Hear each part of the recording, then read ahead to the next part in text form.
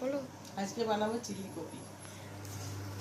এখানে আদা একটু থেতো করে দিয়েছি, একটুখানি রসুন থেতো করে দেব,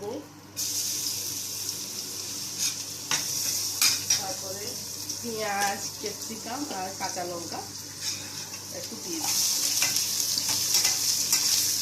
এটাকে নাড়াচাড়া করবো। নাড়াচাড়া করে এগুলো ভেজে রেখেছি প্রথম থেকে, সেগুলোকে ঢেলে দেবো। ঢেলে দিয়ে নাড়াচাড়া করবো, তারপর ভালো করে ভাজা ভাজা হবে। তারপরে সসটা ঢেলে দেবো।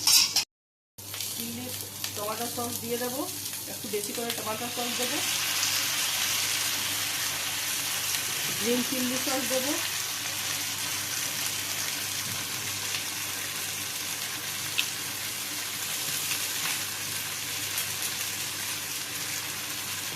আর সোয়া সস দেবো। সোয়া সসটা যখন হয়ে যাবে তখন উপরটাকে দিয়ে দেবো।